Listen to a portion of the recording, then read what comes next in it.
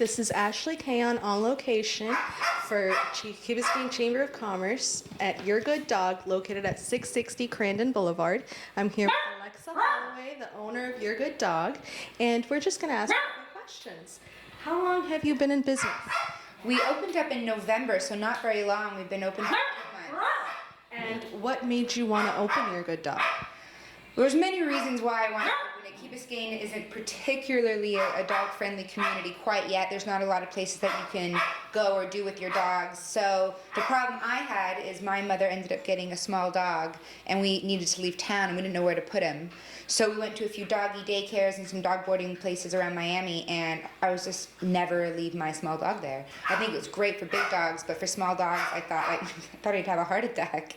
So I always said, gosh, if I had the means and I could do it, and I could set it up, and I could have an outdoor space, I would definitely do a small dog facility that can kind of cater to teacup breeds or just small level breeds that could just be pampered all day. And can you give us a little bit of history? How long have you been training animals? Because I know you don't only train dogs. No, we do a variety of animals. There's actually not a lot of trainers in South Florida that do not just dogs but other animals. So we do domestic animals such as cats and pigs, birds, snakes. But I've been a trainer now for about 7 years, and I used to work at the Miami Aquarium.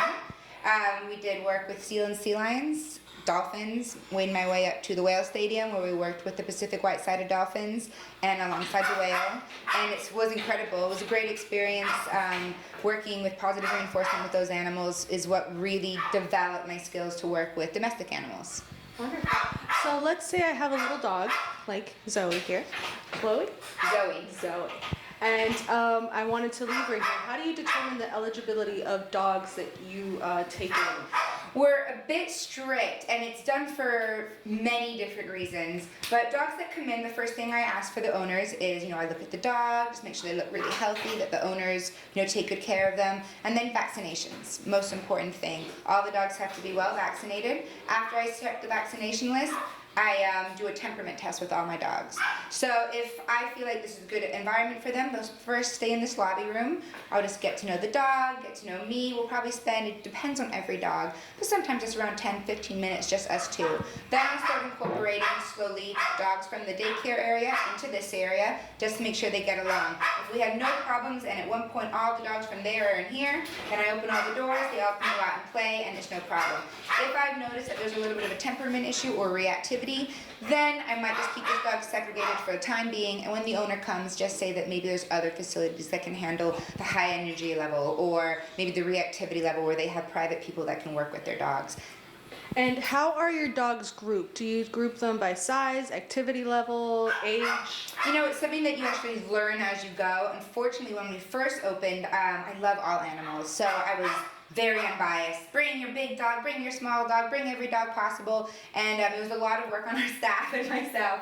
And we realized that with the amount of space that we have, the outdoor space, with the amount of staff, it's definitely more conducive and happier with size on size that are the same. So we've really restricted now our size limits to small breeds and under, usually 25 pounds and under. I do make exceptions, for the 15-year-old Labrador that just sits in the corner. The small dogs seem to love them. But the medium-sized dogs, I think, are the hardest because they play just a little rougher.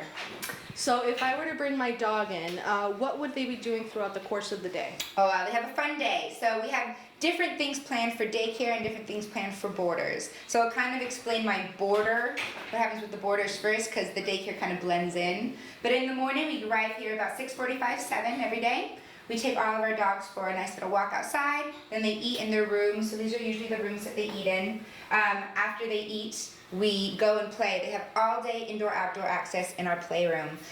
So they're never, we don't have cages, we don't have crates here. It's really just a cage-free, nice, positive environment. We pump in some eucalyptus and chamomile at night as well, so it's kind of calming and soothing for all the dogs. We have treats that they can get if there are no health issues. For the dogs at night as well, we do story time. We have a nap time from 12 to 2. Really important. The 12 to 2 nap time allows the dogs to rest, and relax. So at 2 o'clock when they get up and kind of make the move, then by 7 o'clock when we get ready for bed, they're tired again. Like children. Just like children, it's unfortunate sometimes because if dogs play all day, then by the time it gets bed or sleep all day, then by the time it's bedtime, they have a lot of energy, which can increase anxiety, which is probably the number one issue I have. What method do you use for behavior? Like if my dog got out of line, what would you do to discipline my dog? We don't use any kind of punishment here or adversives. Everything is used through positive reinforcement training and basic assessment techniques. So everything I do here, which is kind of unique with our facility, is that we don't really have a constant barking, or we don't have dogs that really hear urinate inside the facility, because when I'm inside there, it's very different when we're out here. But when I'm inside there, we work on all those behaviors. It's just part of the package. It's nothing extra. It's nothing guaranteed. It's just that, you know, when your dog comes here, they're not just peeing and pooing wherever they want. So when they get back to your house, they've lost that behavior. Everything is done positively. So, you know, if they do something incorrectly, just as a behavior, you know, it's something that you ignore 3 seconds, maybe come back to it later. If it was anything that was relating to dog on dog, then they would just have to be removed, and then I have to reassess them. What type of play do they engage in during the day? Do they just run back and forth? Do they have toys they can play Yeah, with? there's a lot of different type of enrichment that we use here. We have different types of toys that the dogs play with, everything from Kong toys, which are really hard, and then everything just really soft toys. It really depends. We're a really small facility. I know every owner that walks in here, there's a kind of a long form that they need to fill out. So you end up knowing the family and the dog so well. So I know dogs that come in here that cannot play with chew toys because they're just going to destroy them. So those I'll pick up, put the harder toys down. Then we get little guys like these ones that love the little soft chew toys with the squeaks, and I'll put that in there. So it really just depends what dog comes in, and I kind of mold their whole day really toward that one specific dog, which is nice. You know, we don't usually have more than maybe 10 to 12 dogs. So if I were to bring my dog in, what would you tell the person to bring in? Would you tell them to bring the food, the bed, the toys, you know, the medicine? Do you give the dogs medicine if they do need the medicine? Right, we do everything. Even though we provide stuff here as well, we provide food and we provide beds. What I've noticed, especially with Key Biscayne clients, is a lot of dogs have never boarded before, and it's their first time they're away from their families. This is Wally's very first time and Zoe's very first time. So I usually ask the families to bring in their beds, some toys, just so the dog can feel as comfortable as possible. Definitely bring in your own food. The food really allows the dog to stay regulated. Even though we have very high quality food here, sometimes they can get diarrhea from switching foods or an upset tummy, and I want them to have kind of the best time possible. We do med work. We have a dog actually coming in today named Happy, and he's a diabetic, so he needs insulin every morning and every evening. So we do administer those things, not an additional cost. Which is kind of nice for families that have medical issues. But we do, you know, have extra waivers for the older dogs. What procedure do you have in place for a medical emergency? Let's say Happy had a medical emergency with his diabetes. Do you call the family? Do you call the veterinarian? Do you require them to leave that information as well? Oh, absolutely. No dog even comes in here without me knowing exactly who their veterinarian is, making sure all their vaccinations are set. So once I know what their vaccinations are and their vet is, then they're more than welcome to come in. If for any reason that we have a medical emergency, I contact the veterinarian first. We get everything in order. If it's something medical and we need to rush them over, then we personally will rush the dog over. For any reason, then call the family. It's all in a very detailed list on a paper that the family fills out. There are no mysteries. Everything is very detailed. But luckily with us, it's a very wonderful environment. We haven't had too many scares at all.